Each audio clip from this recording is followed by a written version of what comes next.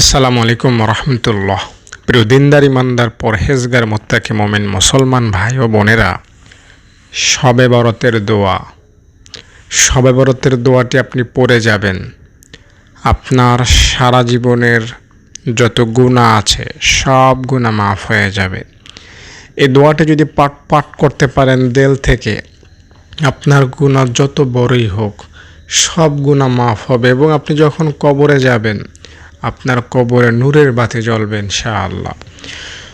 তাই ভাই বোন দর্শক শ্রোতা, যারা ভিডিওটি শুরু করেছেন আপনাদের কাছে অনুরোধ করব ভিডিওটিতে একটা লাইক করবেন এবং কমেন্টে আমিন লিখে আমার কথাগুলো মনোযোগ সহকারে শুনবেন। হতে পারে একটি ভিডিও আপনার জীবনের ভাগ্য বদলে দেবে।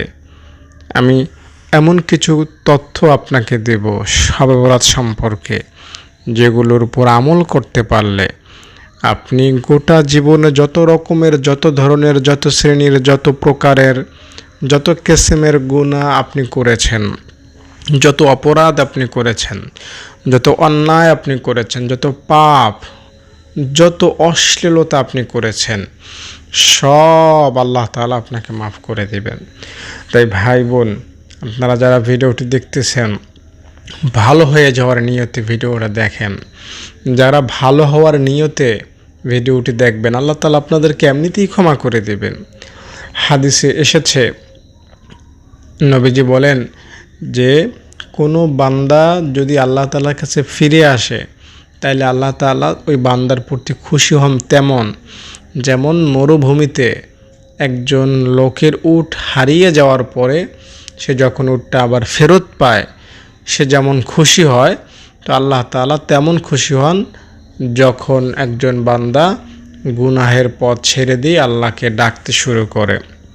আপনি একটা বছর গুনাহ করেছেন, হয়তো সেই 2025 সালের শবে বরাতে আল্লাহ তাআলার কাছে মাপ চাইছিলেন আর আল্লাহকে ডেকে দেখেন নাই। এই 2026 সাল চলমান, শবে বরাত চলে যাবে, এটাও চলে যাবে আপনার কাছ থেকে। তো আপনি যদি এই 26 সালে আল্লাহ তাআলার কাছে মাপ চান, আল্লাহ তাআলা আপনাকে খুশি মনে ক্ষমা করে দেবেন। হযরত মুসা আলাইহিস সালাম বলেছিলেন যে আল্লাহ, যদি কোনো বান্দা যে নামাজি সে যদি তোমাকে ডাকে তুমি কি বলো? আল্লাহ তাআলা বললেন, মুসা আমি বলি লাব্বাইক, বান্দা আমি হাজির, তোমার কি লাগবে বলো, আমি তোমাকে দিব। মুসা নবী বলেন, আল্লাহ, যে রোজা রাখে সে যখন তোমাকে ডাকে তুমি কি বলো? আল্লাহ বললেন, মুসা আমি বলি লাব্বাইক, বান্দা আমি হাজির, তোমার কি লাগবে বলো, আমি দিব। মুসা আলাইহিস সালাম বলেন, আল্লাহ, যে দান করে, যে সৎ কাজ করে, যে হজ করে, এমন ব্যক্তিরা যখন তোমাকে ডাকে তুমি কি বলো? আল্লাহ বললেন, মুসা আমি বলি লাব্বাইক, বান্দা আমি হাজির, তোমার কি লাগবে বলো, আমি তোমাকে দিয়ে দিব। এবার মুসা আলাইহিস সালাম বললেন, আল্লাহ, তোমার কোনো গুনাহগার পাপী বান্দা যখন তোমাকে ডাকে তখন তুমি কি বলো? আল্লাহ তাআলা বলেন, মুসা, আমার কোনো পাপী বান্দা যখন আমাকে ডাকে আমি আমার বান্দার ডাকে জবাবে বলি লাব্বাইক, বান্দা আমি হাজির, লাব্বাইক, বান্দা আমি হাজির, লাব্বাইক, বান্দা আমি হাজির। 3 বার আল্লাহ তাআলা সাড়া দেন। যে নামাজি, যে রোজাদার, যে পর্দাশীল, যে হালাল হারাম মেনে চলে, সৎ কাজের আদেশ অসৎ কাজে নিষেধ করে, যে দুনিয়াতে একজন পাক্কা ইমানদার আল্লাহর ওলি, যে মক্কার ইমাম বা মদিনার ইমাম, এমন ব্যক্তিরা যদি আল্লাহকে ডাকে তো আল্লাহ সাড়া দেন একবার। আর দুনিয়ার সবচেয়ে খারাপ ব্যক্তি যদি আল্লাহকে ডাকে আল্লাহ তার ডাকে সাড়া দেন 3 বার। তো আপনি যদি দুনিয়ার সবচেয়ে খারাপ ব্যক্তিও হয়ে থাকেন আজকের শবে বরাতে ভাই বোন, আপনি যদি দুনিয়ার সবচেয়ে নিকৃষ্ট, সবচেয়ে অপরাধী, সবচেয়ে পাপী, সবচেয়ে গুনাহগার হয়ে থাকেন, আমার কথাগুলো শুনে যান, ভাগ্য বদলে যাবে ইনশাআল্লাহ। আজকের এই দোয়াটা পড়ে যান, গুনাহ ক্ষমা হয়ে যাবে। দাহিয়া কালবি চোখের পানি ফেলে দিল নবীর কাছে, ইয়া রাসূলুল্লাহ, আল্লাহ আমারে বুঝি মাফ করবে না? নবী বললেন, আল্লাহর কাছে মাপ চাইলে আল্লাহ তাআলা তার বান্দারে মাফ করে দেন। দাহিয়া কালবে বলেন, ইয়া রাসূলুল্লাহ, আমি এমন গুনাহ করেছি যেটা ক্ষমা হবে না। নবী বললেন, তুমি কি এমন গুনাহ করেছো যেটা ক্ষমা হবে না বলছো? দাহিয়া কালবি তখন বলতে লাগলেন, ইয়া রাসূলুল্লাহ, আমার আগের স্বভাব ছিল আমি ছোট ছোট মেয়েদেরকে জীবিত কবর দিতাম। এটা আমার আগের অভ্যাস ছিল। তো অনেক কবর দিয়েছি, আমার অনেক মেয়েদেরকে আমি কবর দিয়েছি। তবে একটা ঘটনা, একটা গুনাহ আমি এমন করেছি যেটা বোধহয় আল্লাহ মাফ করবে না। তা কেমন? আমার নিজের একটা মেয়ে হইল, কিন্তু আমার স্ত্রী তা গোপন করলো। যে কোনোভাবেই বলল যে মেয়ে হয়েছে, মারা গিয়েছে বা হয় না, যে কোনোভাবে আমার স্ত্রী আমার থেকে বিষয়টা গোপন করলো। কিছু কাল পরে যখন আমার মেয়েটা একটু বড় হলো, সে আমার মেয়েকে আমার বাড়িতে নিয়ে আসলো। যখন তার বয়স 7 বছর 8 বছর, তার নাম ছিল জামিলা।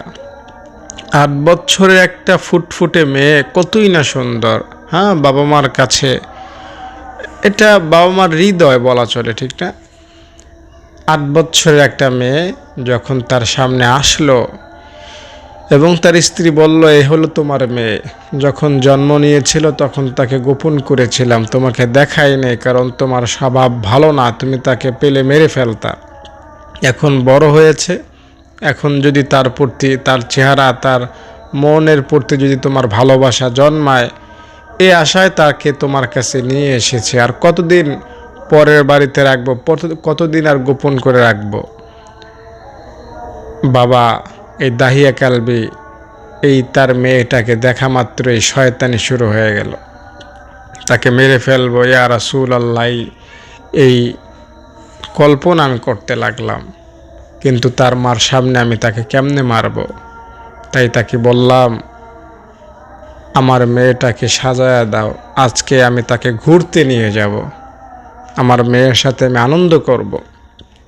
মাও হাসি মুখী, সত্যি সত্যি বুঝে আমার স্বামীকে আমার মেয়ে বশ করতে পেরেছে, আমার মেয়ের প্রতি আমার স্বামীর ভালোবাসা জন্মাইছে, আমার মেয়েকে বুঝে আর মাফ করবে না। এ ভাই, এই ঘটনাটা শুনে যান। আজকে সবরাতে আপনি কত বড় গুনাহগার, দেখুন কত বড় গুনাহ সে করতে যাচ্ছে। একটু কল্পনা করুন, নবীর কাছে সে বলতেছে তার কথাগুলা, নবীজিও তার কথাগুলো শুনতেছিলেন। ইয়া রাসূলুল্লাহ, আমার মেয়েকে সাজায় দিল তার মা। এরপরে আমি আমার মেয়েকে নিয়ে বের হলাম ঘর থেকে। অনেক দূর যাওয়ার পর আমি অন্য পথ ধরলাম, যেখানে কোনো মানুষ যায় না, যেখানে কোনো মানুষ যাতায়াত করে না, এমন একটা নির্জন এলাকায় আমি গেলাম। যাওয়ার পরে আমি মাটি খনন করতে লাগলাম, মাটি উঠাইতে লাগলাম, কবরের মতো করে মাটি উত্তোলন করলাম। আমার মেয়ে কেমন যেন আমার কপালের ঘাম মুছে দেয় আর বলে, বাবা এত কষ্ট কেন করতেছো? এখানে কি আছে? এখানে কি করবা তুমি? আমি আমার মতো কাজ করে গেলাম, আমি আমার মতো মাটি খনন করে গেলাম। যখন অনেক বড় গর্ত হয়ে গেল, যখন একটা বাচ্চাকে ওইখানে ফেলে দিলে আর উঠতে পারবে না এমন গর্ত হয়ে গেল, আমি গর্ত থেকে লাফ দিয়ে উঠে গেলাম। লাফ দিয়ে উঠে আমার হাত পরিষ্কার করলাম, ময়লাগুলো পরিষ্কার করলাম। আর আমার মেয়ে আমাকে বারবার জিজ্ঞেস করতে লাগলো, বাবা এটা কেন করছো, কি করবা এখানে? আমার মেয়ে এখনো বুঝে নাই যে তার বাবা একটা এত বড় পাপী, যে তার বাবা একটা কুলাঙ্গার, তার বাবা ছোট ছোট মেয়েদেরকে জীবিত কবর দেয়, এটা আমার মেয়ে এখনো বুঝে নাই। আমার মেয়ে আমাকে ভালো মনে করছে এখনো, কিন্তু ইয়া রাসূলুল্লাহ, যখন আমি আমার মেয়েটাকে কোলে নিলাম ওই গর্তে ফেলে দেব, তখনই আমার মেয়ে বুঝে গেল। আমার মেয়ে আর্তনাদ করতে লাগলো, কান্নাকাটি করতে লাগলো, কিন্তু কে শোনে কার কন্যা? ইয়া রাসূলুল্লাহ, কেমন যেন আমার মেয়ের কান্না আরশে গিয়ে ধাক্কা লাগলো। আমার মেয়ের কান্নাগুলো যেমন আসমান জমিন পুরো পৃথিবীকে প্রকম্পিত করে দিল, কিন্তু আমার মনকে কাঁপাতে পারলো না। আমার এই পাষাণ হৃদয় গোল্লাতে পারলো না আমার মেয়ের কান্না, চোখের পানি। আমি তাকে গর্তের মধ্যে ধাপাস করে ফেলে দিলাম। আমার মেয়ে গর্তের মধ্যে এবার আমাকে ডাকে, বাবা, ও বাবা, আমাকে মাইরো না বাবা, আমাকে ছেড়ে দাও, আমি দূর দেশে চলে যাব, তোমার বাড়িতে যাব না। ও বাবা, তোমার তো মেয়ে পছন্দ না। বাবা, আমি দু চোখ যেদিকে যায় সেদিকে চলে যাব, তোমার সামনে কোনো দিন আসবো না। ইয়া রাসূলুল্লাহ, আমার মেয়ের এই কথাগুলো আমার মন শান্ত করলো না। আমি বড় একটা মাটির টুকরা নিয়ে, বড় একটা পাথরের টুকরা নিয়ে আমার মেয়ের শরীরের দিকে ফিকে মারলাম। ওই পাথরের টুকরাটা আমার মেয়ের মাথার উপরে গিয়ে পড়ল। চূর্ণ বিচূর্ণ হয়ে রক্ত ঝরতে লাগলো, আর আমার মেয়ে আর্তনাদ করতেই লাগলো। ইয়া রাসূলুল্লাহ, এভাবে একটার পর একটা পাথরের টুকরা, মাটির টুকরা দিতে দিতে দিতে দিতে জীবিত কবর দিয়েছিলাম আমার সেই ছোট্ট জামিলাকে। দাহিয়া কালবি ঘটনাটা বলেন আর নিজে কাঁদেন। নবীজিও কেমন যেন কেঁদে ফেললেন। দাহিয়া কালবি নবীকে বললেন, ইয়া রাসূলুল্লাহ, বলেন তো আমার এই গুনাহ মাফ হবে? আমি অনেক গুনাহ করেছি, এই গুনাহ কি মাফ হবে? সব গুনাহ মাফ হতে পারে, এই গুনাহ কি আল্লাহ মাফ করবেন? শুনবেন নবী কি বলেছেন, দয়াল নবী কি বলেছেন জানেন? এই গুনাহ, এই অপরাধ দুনিয়ার কোনো আদালতে মাফ হওয়ার যোগ্য না। কোনো আদালত এই অপরাধকে ক্ষমা করবে না, কিন্তু আল্লাহ তাআলার আদালত ক্ষমা করে দিলেন। নবী বললেন, আল্লাহর কাছে মাফ চাও, আল্লাহ তোমারে মাফ করে দিবেন।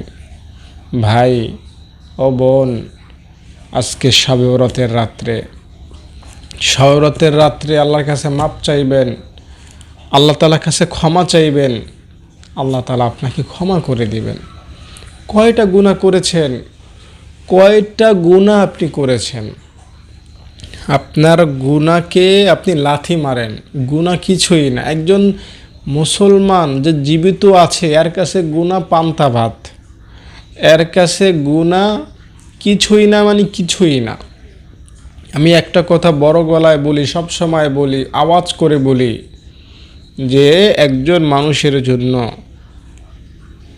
বাজারে গিয়ে একটা চকলেট কেনা যেমন সহজ, তার চাইতে বেশি সহজ হলো তার গোটা জীবনের সমস্ত গুনাহ মাফ করানো। এ ভাই, আমি যদি মিথ্যা বলি, কোরআন হাদিসের বইটি আমার হাতে মাথায় নিয়ে বলছে আল্লাহ আমাকে শাস্তি দিবেন, কেন মিথ্যা বলবো? দুনিয়াতে সে যত বড়ই পাপী হোক, তার গুনাহ মাফ যতটা সহজে হয়, এত সহজে আপনি দ্বিতীয় কোনো কাজ করতে পারেন না। আপনি বসে আছেন, আপনি বসা আছেন, বসা থেকে উঠবেন, এটা আপনার জন্য সহজ না? আপনার সামনে ভাত এসেছে, আপনি ভাত খাবেন, এটা আপনার জন্য সহজ না? আপনার একটু ঘুরতে মনে চায়, ঘুরতে গেলেন, এটা আপনার জন্য সহজ না? এগুলো যেমন সহজ কাজ, তার চাইতে সহজ কাজ হলো আপনার গোটা জীবনের গুনাহ মাফ করানো। শুধু একবার বললেই হল। আর সবে বলতে, আল্লাহু আকবার, কি যে আপনাকে বলি, সবে বলতে আপনি মাফ চাইবেন, আল্লাহ আপনাকে মাফ করবেন না। আল্লাহু আকবার। শবে বরাত সম্পর্কে এরকম একটা ঘটনা রয়েছে, আমি ঘটনাটার সারসংক্ষেপ আপনাকে বলি। মালিক ইবনে দিনার রহমাতুল্লাহি আলাই মদ পান করে অচেতন হয়ে শুয়ে আছেন। মদ পান করে ঘুমায় আছেন অজ্ঞান হয়ে। তার স্বপ্নে দেখা গেল তিনি মারা গেছেন, স্বপ্নে তিনি মারা গেছেন, এবং হাসরের মাঠ কায়েম হয়ে গেছে। লোকেরা দৌড়াদৌড়ি করতেছে, সে দৌড়াদৌড়ি করতেছে, তাকে একটা সাপে তাড়া করেছে। সে সাপের তাড়া থেকে বাঁচার জন্য দৌড় দিল। সে যত দৌড়ায়, সাপটাও তত দৌড়ায়, তাকে আর ছাড়ে না, পেছন ধরেছে তো ধরেইছে। অনেক দূর যাওয়ার পরে একজন বৃদ্ধ লোকের সাথে তার দেখা হলো, সাক্ষাৎ হলো। যখন দেখা হলো তখন বৃদ্ধ লোকটাকে বলল, চাচা আপনি আমাকে একটু সাহায্য করেন না, এই যে সাপটা আমাকে ধাওয়া করতেছে, দেখেন সাপটা আসতেছে, আপনি আমাকে একটু দয়া করেন, সাপটা থেকে আমাকে একটু রক্ষা করেন, অনেক দৌড়ে এসেছি, সাপটা আমাকে ছাড়তেছে না। বৃদ্ধ লোকটা জবাব দিল, বাবা আমি তোমার কেমনে বাঁচাবো, আমি নিজেই তো দুর্বল, আমি তোমাকে বাঁচানোর ক্ষমতা রাখি না। ভাই এরপরে মালিক ইবনে দিনার আবার দৌড় দিলেন সাপটার তাড়া থেকে বাঁচার জন্য। অনেক দূরে যাওয়ার পরে তার সামনে একটা মেয়ে আসলো। মেয়েটা তার আপন মেয়ে, তার নিজের মেয়ে। মেয়েটা দুনিয়াতে মারা গিয়েছিল, সে মৃত মেয়ে। সে তার মেয়েকে যখন দেখলো, মেয়ের সামনে যখন দাঁড়ালো, সাপটা থেমে গেল। সাপটা আর তাকে আক্রমণ করতে আসলো না। মেয়েকে পেয়ে মালিক ইবনে দিনার রহমাতুল্লাহ আলাইহি বলতে লাগলেন, মদ খেয়ে ঘুমিয়ে আছেন কিন্তু, বলতে লাগলেন, বাবা মা এই সাপটা আমাকে ধাওয়া করতেছে কেন? তখন তার ছোট্ট মেয়ে জবাব দিল, বাবা তুমি যে মদ খাও, তুমি যে গাঞ্জা খাও, তুমি যে নামাজ পড়ো না, তুমি যে গুনাহ করতেই আসো, এই গুনাহের রূপ ধারণ করেছে এই সাপ। আর তোমার সোয়াব বলতে কিছুই নাই, তোমার সোয়াব অনেক দুর্বল। ওই পথে যে বৃদ্ধ লোকটার সাথে তোমার দেখা হয়েছে, ওই বৃদ্ধ লোকটা হলো তোমার ন্যাক আমলের স্বরূপ বা ন্যাক আমলের উপমা। তোমার ন্যাক আমল তোমাকে বাঁচাইতে পারতেছে না, তোমার গুনাহ অনেক সবল, অনেক শক্তিশালী। তো বাবা এখনো সময় আছে, আল্লাহর কাছে তাওবা করো, নচেত আল্লাহ তাআলা তোমাকে অনেক শাস্তি দেবে। এতটুকু শোনার পরে তার স্বপ্ন ভেঙে গেল। যে ঘুম থেকে জেগেই লুঙ্গিটা হাতে নিয়ে গোসলখানায় গিয়ে গোসল করে, এই শবে বরাতের রাত্রে বলা হয় তিনি আল্লাহর কাছে মাপ চাইলেন এবং তিনি এমন ক্ষমা পেয়েছেন, এমন মাপ পাইছেন যে মালিক ইবনে দিনার এই পৃথিবীর অন্যতম আল্লাহওয়ালাদের মধ্যে একজন হয়ে গেছেন। অথচ সে মদখোর, অথচ সে বেনামাজি, বেরোজগার, দুনিয়াতে সব রকমের পাপ সে করে বেরিয়েছিল, কিন্তু আল্লাহর কাছে মাপ চাওয়ার কারণে আল্লাহ তাআলা তারে মাফ কইরা দিছেন। এই মালিক ইবনে দিনার তিনি কত বড় বুজুর্গ ছিলেন জানেন? তিনি ফেরেশতাদেরকে পর্যন্ত দেখতে পাইতেন দুনিয়ায়। তিনি এক পথে একদিন যাচ্ছিলেন, গোরস্থানের পাশে দেখলেন যে কয়েকজন ফেরেশতা গোরস্থানে কি যেন করতেছে। মালিক ইবনে দিনার বললেন, এই ফেরেশতারা তোমরা এখানে কি করতেছো? মালিক ইবনে দিনারকে বলল যে আমরা এখানে এই গোরস্থানে কে জান্নাতি কে জাহান্নামী সেটা নির্ধারণ করতেছি। তো মালিক ইবনে দিনার রহমতুল্লাহ আলাইহি বললেন যে দেখো তো এই খাতায় মালিক ইবনে দিনারের নাম আছে কিনা, মালিক ইবনে দিনারের নাম খাতায় লিস্টিতে আছে কিনা, যে জান্নাতের খাতায় আছে না জাহান্নামের খাতায় আছে, একটু দেখো আমাকে জানাও তো। ফেরেশতারা দেখে পৃষ্ঠা উল্টায়া দেখলো এবং মালিক ইবনে দিনারের নাম পাইল না। বলল যে না, তার নামে জান্নাতের খাতায় কোনো রেজিস্ট্রেশন করা হয় না। মালিক ইবনে দিনার অনেকটাই হতাশায় ডুবে গেলেন যে আল্লাহ আমি সব গুনাহ ছেড়ে দিলাম, তারপরও আমার নামটা জান্নাতের খাতায় উঠাইলা না, এখন আমি জাহান্নামী। সে কেমন যেন হতাশায় ডুবে আছে। সে মসজিদে গেল, আল্লাহর কাছে কান্নাকাটি করলো, দোয়া দুরুদ পড়লো, এরপরে কিছুক্ষণের জন্য ঘুমাইল। আবার তিনি এবার স্বপ্নযোগে দেখলেন যে আসমানের কিছু ফেরেশতারা এসে মালিক ইবনে দিনারকে বলে গেলেন যে মালিক ইবনে দিনার তুমি তো আমাদেরকে জিজ্ঞাসা করেছিলা এই আমরা যে রেজিস্ট্রেশন করতে এসেছি এই খাতায় তোমার নাম আছে কিনা, কিন্তু আমরা আসমানে গিয়ে অন্যান্য খাতাতে দেখেছি আল্লাহ তোমার নাম অনেক আগেই জান্নাতীদের খাতায় লিখে রেখেছেন। সুবহানাল্লাহ। অথচ কত বড় পাপী সে ছিল। আল্লাহু আকবার, আল্লাহু আকবার। তাই ভাই বোন, বন্ধু শ্রোতা, আজকে আপনার সুযোগ, শবে বরাতের রাত্রে, এই যে শবে বরাতের রাত্রে আপনার জন্য অনেক সুযোগ রয়েছে আল্লাহর কাছে মাপ চেয়ে নিজের জীবনটা সাজানো, নিজের জীবনটা গোছানো। যদি মাপ চান আল্লাহ তাআলার কাছে আজকে, আল্লাহ আপনাকে মাফ করে দিবেন এবং খুব সহজে আমাকে মাফ করে দিবেন, আপনাকে মাফ করে দিবেন। আপনি যত বড়ই পাপী হন, যত বড়ই খারাপই হন, যত বড়ই অশ্লীল কাজ করেন না কেন, শুধু একবার আল্লাহর কাছে মাপ চাইবেন আজকে শবে বরাতের রাত্রে, আল্লাহ রাব্বুল আলামিন আপনাকে মাফ করে দিবেন। আল্লাহকে স্মরণ করবেন মনে, দিলে, অন্তরে। হ্যাঁ, যদি বেশি বেশি স্মরণ করতে পারেন, আল্লাহকে মনে রাখতে পারেন, তাইলে বেশি সাকসেস হবেন, বেশি সফল হবেন। একটা ঘটনা এমন আছে যে একজন হুজুর তার একজন মুরিদকে অনেক ভালোবাসতে লাগলো, অথচ সে মুরিদ সবেমাত্র হুজুরের কাছে এসেছে।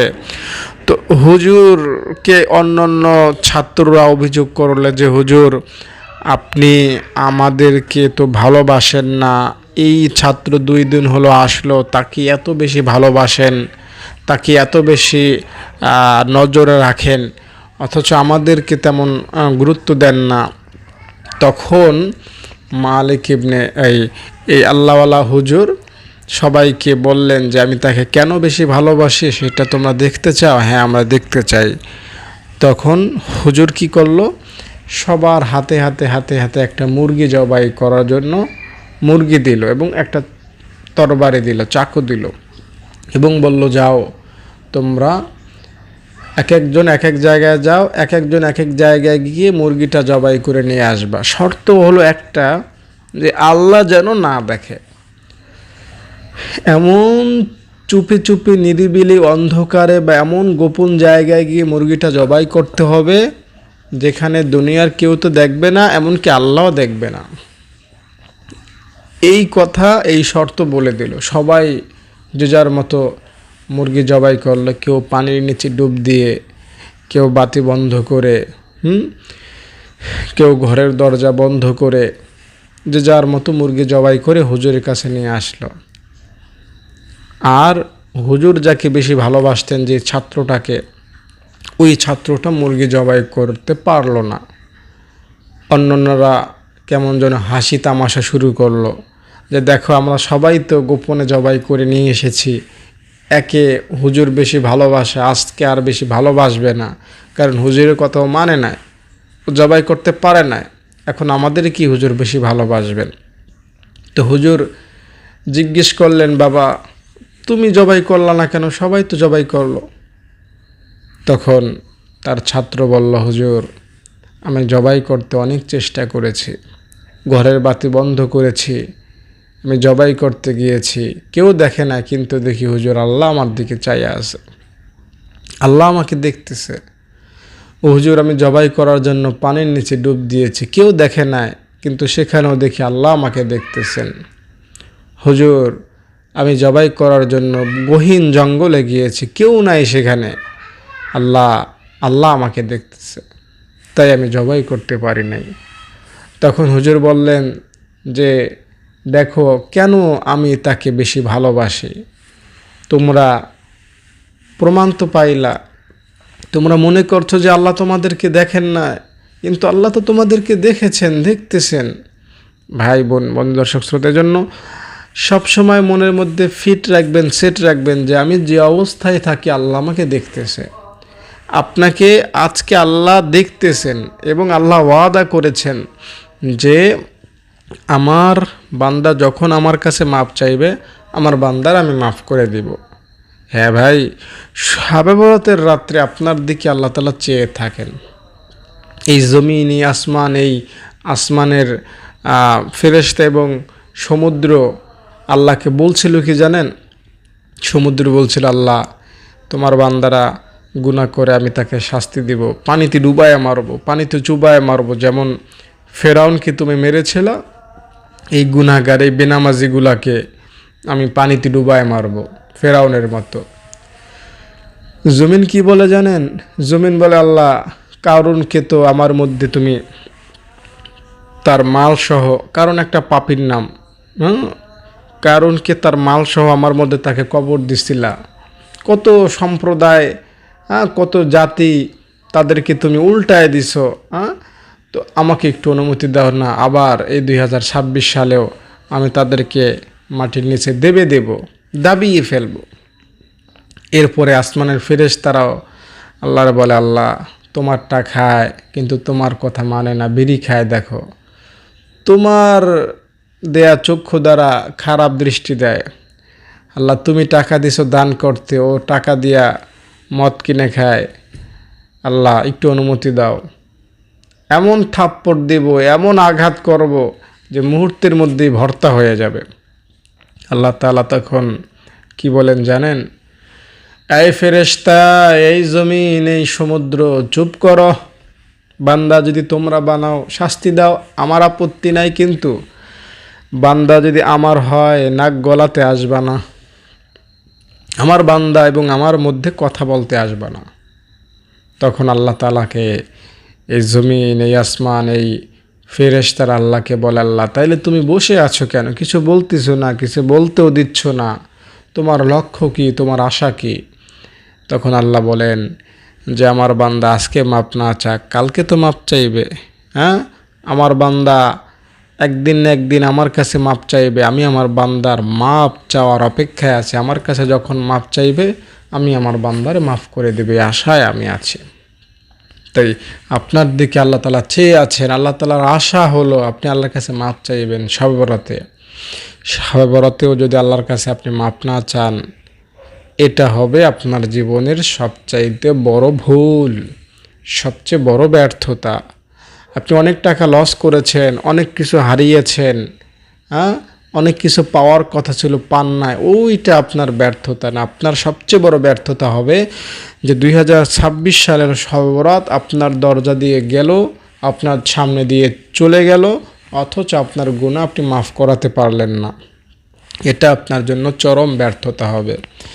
তাই আমার কথাগুলো যারা এই পর্যন্ত শুনলেন, আপনাদের চমৎকার ধৈর্য আছে এবং আমার মনে হয় আল্লাহ তাআলা আপনাদেরকে সত্যি সত্যি মাফ করে দিবেন। তা না হলে আপনি এই কথাগুলো শোনার সময়ও পাইতেন না। ব্যস্ততম দুনিয়ায় এই হাসি কৌতুক কত রকমের ভিডিও থাকতে এই রকমের একটা ভিডিওতে আপনি পড়ে থাকতে পারতেন না। আমার মনে হয় কারণ আল্লাহ তাআলা আপনাকে মাফ করে দিবেন, যেহেতু আপনি ক্ষমার নেশায়, ক্ষমা পাওয়ার আশায় আছেন। দর্শক, এখন আমি বলবো আজকে শবে বরাতের যেই বিশেষ দোয়াটা আপনার জীবনের গুনাহ ক্ষমা করিয়ে দিতে পারে, সেই দোয়াটা আমি আপনাকে বলবো। তার আগে অনুরোধ করব, ভিডিওটি যারা দেখতেছেন একটা লাইক করে দেন। কারণ আপনারা জানেন একটা ভিডিও করতে কত লেখালেখি করতে হয়, পড়াশোনা করতে হয়, তো অনেক কষ্ট হয়। আপনারা একটা লাইক করলে ভালো লাগে, একটা লাইক করে দেন। আমি আপনাদের জন্য দোয়া করি আল্লাহ তাআলা আপনাদেরকে শান্তিতে রাখেন, নিরাপদে রাখেন, সুস্থ রাখেন। আল্লাহুম্মা আমিন। সবাই একটা লাইক করবেন, কমেন্টে আমিন লিখবেন। দর্শক, আজকে শবে বরাতে গোটা জীবনের সব জানা অজানা গুনাহগুলো মাফ করানোর জন্য ছোট্ট এবং খুবই পরিচিত একটা দোয়া আপনার সাথে বলবো। সেই দোয়াটা হলো এমন: আশহাদু আল্লা ইলাহা ইল্লাল্লাহু ওয়া আশহাদু আন্না মুহাম্মাদান আবদুহু ওয়া রাসূলুহু। বলবেন হুজুর এটা আবার কেমন দোয়া? এটা পড়লে আমার সব গুনাহ মাফ হবে? হ্যাঁ, এই দোয়াটা, এই কালিমায়ে শাহাদাতটা যদি পড়তে পারেন, আমি যে নিয়মে বলবো সেভাবে যদি পড়তে পারেন, আপনার গোটা জীবনের গুনাহ আল্লাহ মাফ করে দেবেন। শবে বরাতে নির্দিষ্ট কোনো দোয়া, নির্দিষ্ট কোনো নামাজ, নির্দিষ্ট কোনো আমল নাই, এটা আপনার মাথায় রাখতে হবে। বাট শবে বরাত যেহেতু একটা পুণ্যময় রাত্র, এটা যেহেতু একটা বরকতময় রাত্র, এই রাত্রে যেহেতু আল্লাহ তাআলা স্বাভাবিকভাবে বরকত বা রহমত বান্দাকে একটু বেশি দিতে পারেন, সেই হিসাবে আপনি যদি এই দোয়াটা পড়তে পারেন গুনাহ মাফের আশায়, আমি যে নিয়মে আপনাকে দোয়াটা পড়তে বলবো সেই নিয়মে যদি পড়তে পারেন, আমি আপনাকে বাড়ায় বলছি না, সত্যি বলছি, বইটা মাথায় রেখে আল্লাহর নামে শপথ করে আপনি দোয়াটা পড়বেন, আল্লাহ আপনার গুনাহ মাফ করে দিবেন। দোকানদারকে যদি আপনি 200 টাকা দেন, দোকানদার আপনাকে 1 লিটারের একটা তেলের বোতল ধরিয়ে দিবে। যদি 200 টাকা না দেন, দিবে না। বুঝতে পেরেছেন? 200 টাকা দিলেন, তেল দরকার, দোকানদার আপনাকে তেল দিয়ে দেবে, ঠিক না? 10 টাকা নিয়ে দোকানে যাবেন, দোকানদার আপনাকে একটা ডিম দিয়ে দেবে। আপনার ডিম লাগলে 10 টাকা দিবেন, দোকানদার আপনাকে একটা ডিম দিয়ে দেবে।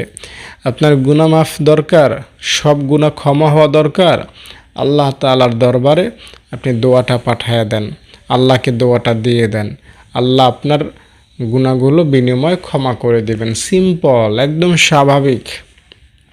এই দোয়াটা সাবেরাতে পাঠ করবেন যে নিয়মে, সেটা আমি বলবো। তার আগে একটা ঘটনা আপনাকে বলি।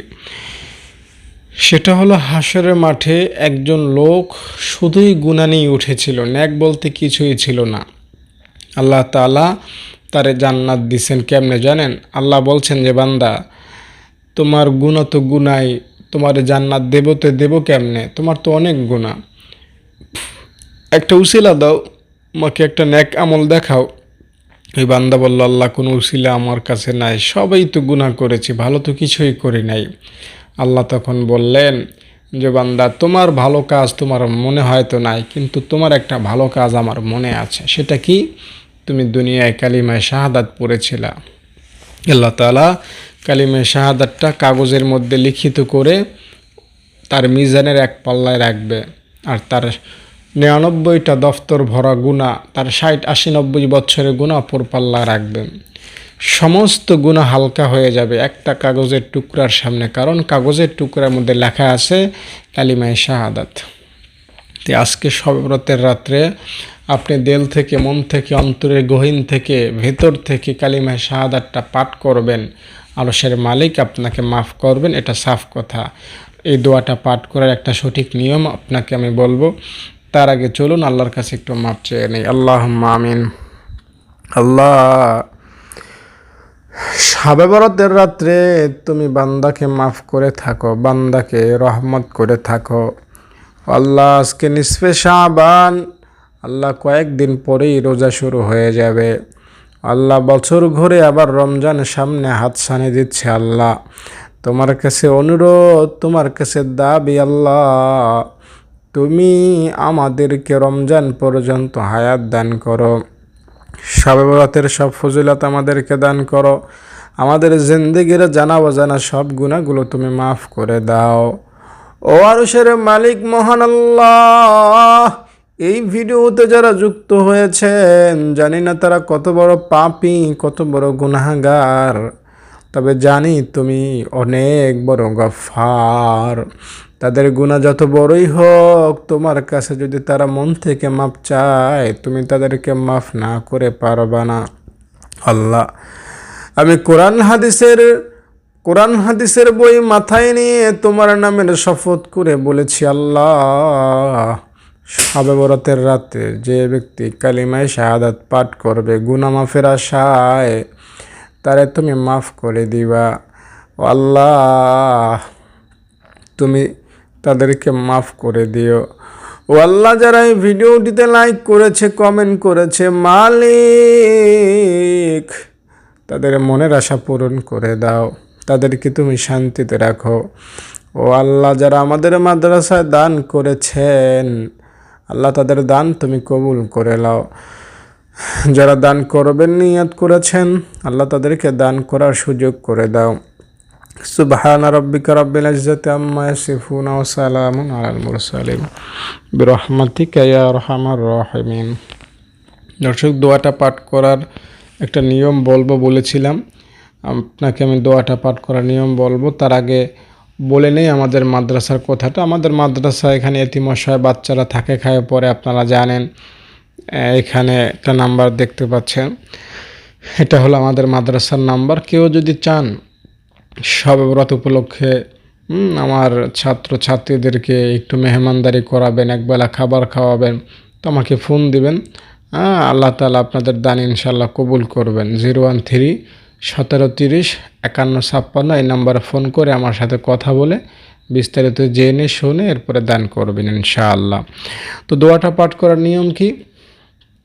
শবে বরাতের রাত্রে দিল থেকে, অন্তরের গহীন থেকে একটা জায়গায় বসে নবীর শানে দুরূদ পড়বেন। বেশি বেশি দুরূদ পড়বেন, 3বার 5বার 10বার বুঝি না, যতক্ষণ নবীর কথা পরিপূর্ণ স্মরণ না হয়, দুরূদ পড়তে পড়তে পড়তে পড়তে মদিনার কথা দিলে গেঁথে না যায়, ততবার দুরূদ পড়তে থাকবেন। 1বার 2বার 3বার 50বার 60বার 70বার 100বার, যতবার অন্তরটা নরম না হয় ততবার দুরূদটা পড়বেন। সাল্লাল্লাহু আলাইহি ওয়াসাল্লাম। দুনিয়ার কথা ভুলে যাবেন। আপনার মেয়ে আছে, আপনার বাবা আছে, আপনার মা আছে, আপনার ব্যবসা আছে, আপনার চাকরি আছে, আপনার দেশ আছে, আপনার যা কিছু আছে সব কিছু ভুলে যাবেন, মদিনার কথা স্মরণ করবেন। এরপরে আপনি দোয়াটা পাঠ করবেন, কালিমা শাহাদাতটা পাঠ করবেন। এরপরে আবার নবীজির শানে দুরূদ পড়বেন। এরপরে দুহাত তুলবেন, আল্লাহর কাছে বলবেন, আল্লাহ যত গুনাহ করছি তুমি মাফ করে দাও, আর গুনাহ করব না, তোমাকে কথা দিলাম। যদি 2 ফোঁটা চোখের পানি ফেলে আল্লাহর কাছে বলতে পারেন, আপনি নারী হন চাই পুরুষ হন, আপনি যুবক হন চাই বৃদ্ধ হন, আপনি দেশে থাকেন চাই বিদেশে থাকেন, আপনার সগীরা গুনাহ থাক বা কবিরা গুনাহ থাক, আল্লাহর নামের শপথ করছি একবার, আল্লাহর নামের শপথ করছি 2বার, আল্লাহর নামের শপথ করছি 3বার। ও আল্লাহ, আমি যদি মিথ্যা বলি তুমি আমাকে এখনই শাস্তি দাও। আল্লাহ, তোমার বান্দারা যেন বুঝতে পারে, তোমাকে যেন ভালোভাবে তোমার বান্দারা বিশ্বাস করতে পারে। আল্লাহ, এই জন্য আমি বলছি, তুমি তো জানো আমি বাড়াইয়া বলি নাই। আল্লাহ, তোমার বান্দাদেরকে তুমি এইভাবে আমলটা করার সুযোগ করে দাও। আল্লাহ আল্লাহ আল্লাহ, তোমার বান্দাদেরকে এইভাবে আমলটা করলে তুমি মাফ করে দিও। ভাই, এই আমলটা যদি আপনারা এইভাবে করতে পারেন, শপথ করেই তো বললাম, আল্লাহ আপনাকে মাফ করে দিবেন।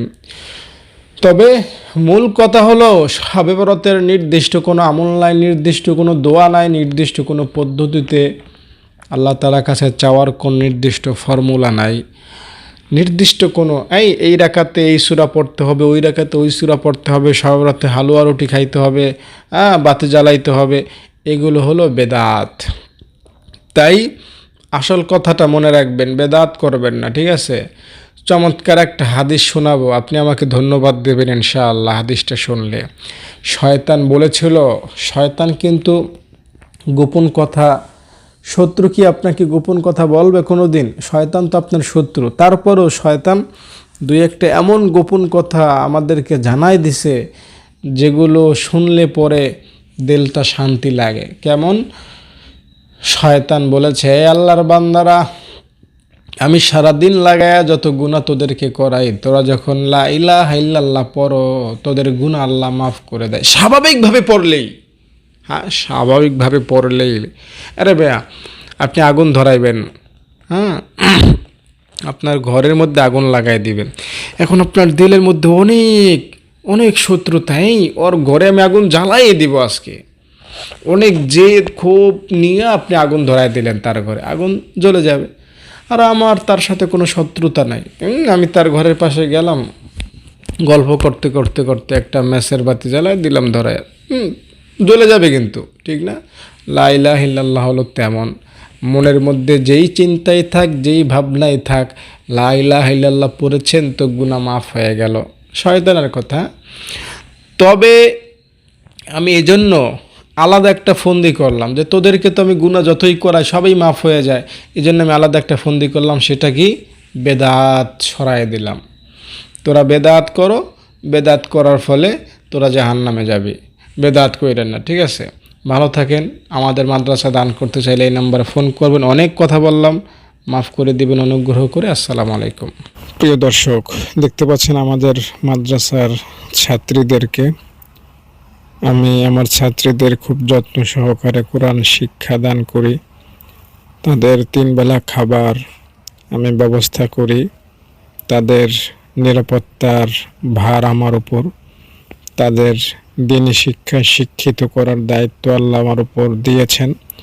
তাই আমি আমার সর্বোচ্চটুকু দিয়ে তাদের প্রতি খেয়াল রাখি, তাদের থাকা খাওয়া, পোশাক আশাক, তাদের নিরাপত্তা, পড়ালেখা, পড়াশোনা, যেখানে যেখানে যখন যা লাগে আমি তা করার চেষ্টা করি আমার সাধ্য অনুযায়ী। মাদ্রাসাটা একজন শিক্ষার্থী থেকে এখন বহু শিক্ষার্থীতে রূপান্তরিত হয়েছে। আপনারা যদি দান চলমান রাখেন, ইনশাআল্লাহ মাদ্রাসাটি আরও বড় হবে। আপনারা সদগায়ে জারিয়া হিসাবে আমাদের মাদ্রাসায় দান করবেন, অনুরোধ রইল।